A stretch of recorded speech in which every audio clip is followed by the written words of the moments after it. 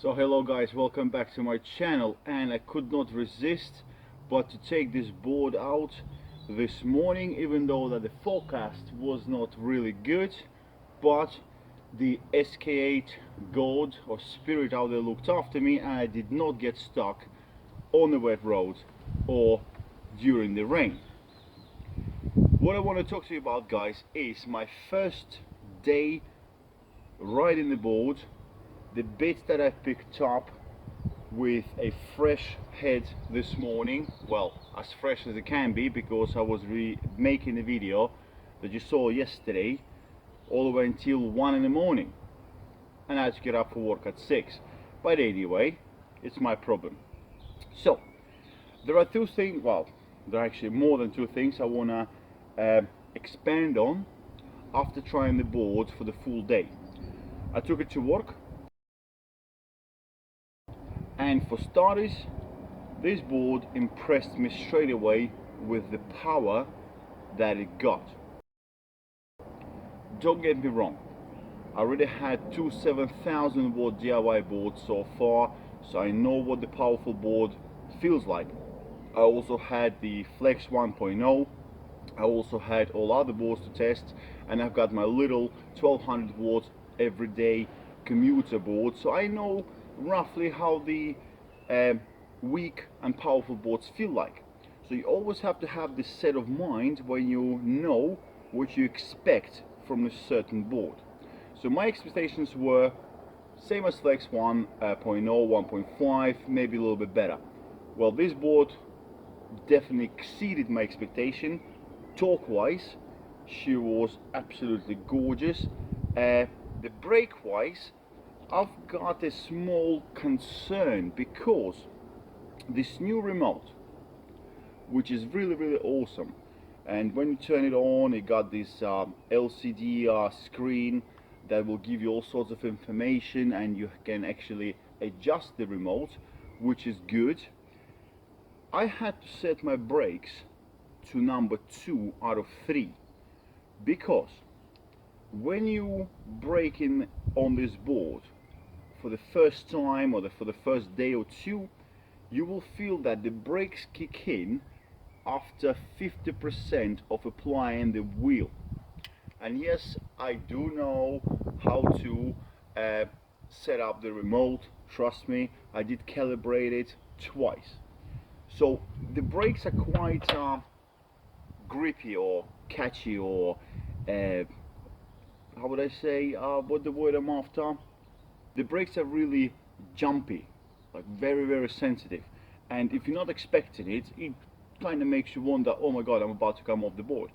So I would recommend for all of you guys out there who's got the Flex 2.0, the new one, the more powerful one, is with the brakes, take it easy, definitely feel out how you feel the remote, how your finger is actually there. You kind of have to ease off into the brake first, then as soon as you feel it braking, then very slightly apply the brake. Otherwise, if you just hit it, the board will just stop dead. It's quite sensitive. Not sure if it was meant to be like that, or this is just the way my brain is accepting this board, not sure. So yeah, brakes, take it easy on the brakes, take it easy on the power, because it is a powerful board. Compared to the other slick version boards, she is powerful. Another thing I've picked up on this board, that red and black does look really well. I've taken this board through Greenwich.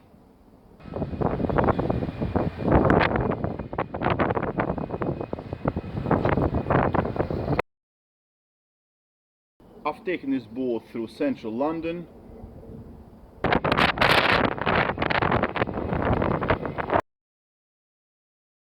I've taken this board onto overground train and driverless DLR train as well. One thing is not comfortable is carrying the board on underground. Way too long, it's gonna hit the floor if you're not careful.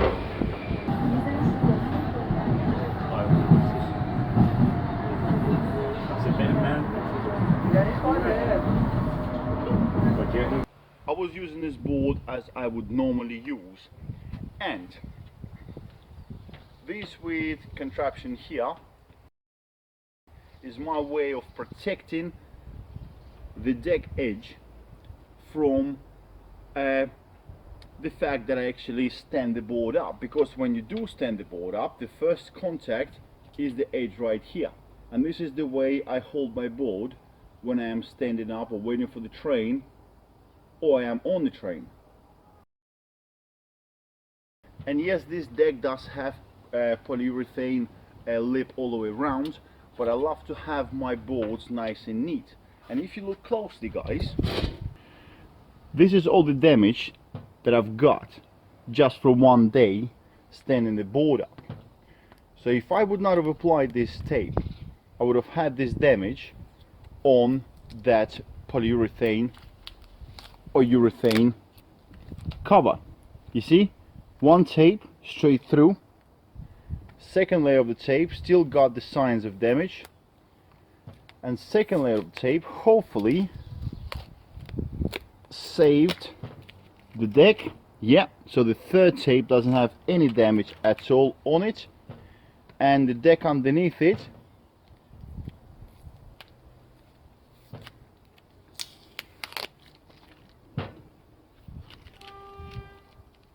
is brand new, no scratches on it. So I am quite glad that I have protected the edge in the morning. I know it was a quick job, it didn't look really good, but you know what, it done the job, so why not? I definitely want to come up with a 3D printed cover that will go all the way around here. You don't have to, this is why you got the urethane layer on the edge, but I want this board to look perfect after I use it for how long as I'm going to use it. So when I'm selling it or gifting it to someone, this board will look like brand new. One other thing that I have realized today, guys, that this Slick Revolution logo chrome thing I don't like. It actually does not match my taste. So trying it out, I can see it's moving about, so I think it is inserted or installed using double-sided tape, which is brilliant. Thank you, Slick Revolution, for not actually drilling it through. This is going to come off. This is just me. Another thing I've noticed, that when this board is being assembled for you, because when you do get the handmade custom carbon fiber deck, it's being all electronics and wheels and trucks being transferred over, the grip tape, the way it was designed, the grip tape actually falls onto the cut on the tape itself. So you can see on the screw here, the grip tape lifts up. On the screw here, however, it's not too bad. I guess it's down to engineer installing all the bits for you, but again, this is a very cool design of the grip tape, and the grip tape itself is very grippy, guys. I mean, look at my fingers just from touching it. It's like they were sanded down, so be careful. While we're talking about the grip tape, it's a very good touch that this board doesn't have the grip tape on the end right here, because this is the part that leans onto you when you're standing up the board. I used to get like proper damages on my trousers and my jacket from the grip tape, because before the grip tape used to go all the way around. So having no grip tape here is a good idea. All in all, from the first day using this board, I am really happy that I have backed Slick Revolution on Flex 2.0 and the Urban range. The board is powerful, the board stops really well. The new 78/8 wheels, and I've chosen the rough stuff wheels. You can also go for the road slicks, they're smaller. You get much higher speed, by the way, on these 110mm wheels. You get probably 2 to 5 miles per hour more on these wheels, but less torque, so it's up to you. So these wheels are absolutely awesome. Another thing I've noticed that the bearings, or maybe the bearing lubricant is being used that is much better, because from the box, only using it one time, not breaking in, look how well the bearings are spinning. These are ABEC. I'm sure these are the ABEC. Let me take a look. Actually, I don't know, it doesn't say on the bearing, but whatever bearings are being used, they're really nice. They spin for a really long time, they're very smooth, they don't make any noise at all, and there is no wheel wobble, so the wheel is not moving about, which is nice. I've got full review of these wheels on my channel, so take a look if you're interested. 78A rough stuff wheels are definitely choice number one for me. They are brilliant. Look at them go. So well done, Slick Revolution. One other thing that I've noticed when I was riding a board, or when the first time I stepped on a board in the morning and gone down the station, is the handling. Because of the drop down deck, you feel a bit lower to the ground. Because of the wider parts on the deck right here where your feet are, you feel much more secure standing on the deck. I had the same feeling when I was testing out Slick Revolution Urban Kick. Take a look on my channel, I got a couple of reviews of that board. She's not as powerful, but the feel of standing on it and being secure on the board is amazing. It's a big deck, it's a wide deck, you feel comfortable. It's like a yacht. That's how I call it, the boat. It's really good for someone who just started in the electrical skateboard world. So the shape of the deck, definitely thumbs up. The bearings, thumbs up. The 78A wheels, much softer. Trust me, I had the older version of the rough stuff wheels on my different boards, and I shredded them. No tomorrow, they were a bit too rough, and you get a lot of vibration back. I am 112 kilos or 17.5 stone, and with this deck here, I even think that maybe I could have had just a little bit more flex.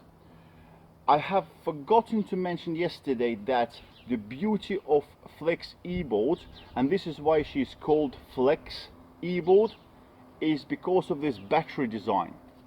Battery is designed to be segmented, so the segments can move together with the deck. So you have a decent amount of flex, but I would say for someone lighter, someone 80 kilos or so, you will probably would want a bit more flex. No, I'm heavy bloke and I felt like I could have had just a little bit more flex, but that's just me. Sorry guys.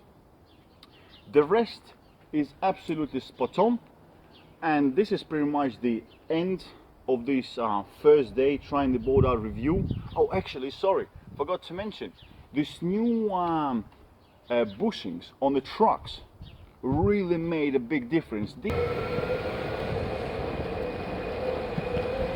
These are 95A, so they're really hard, but what I've noticed on Flex 1.5 or 1.0 is I had to tighten up the bushings really hard, and that's when you lose your bushing movement.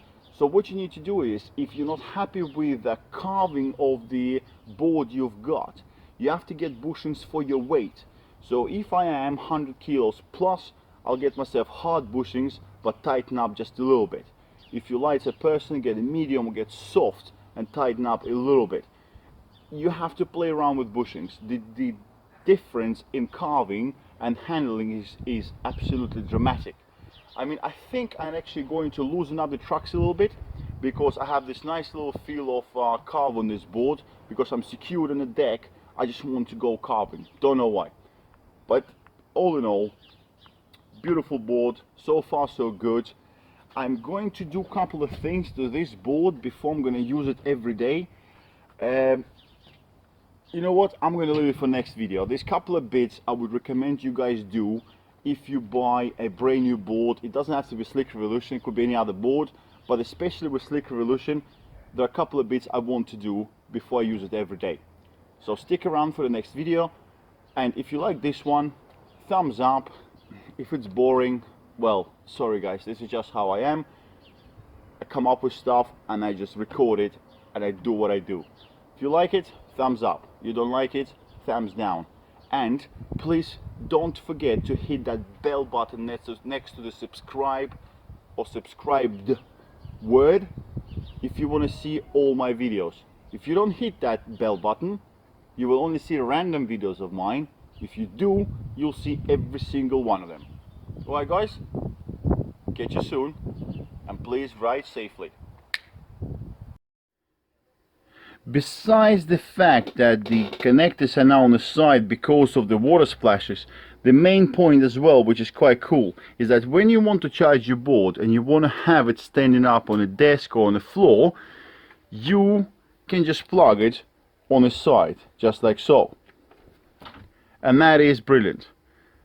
Otherwise the cable comes down and gets all kinked up.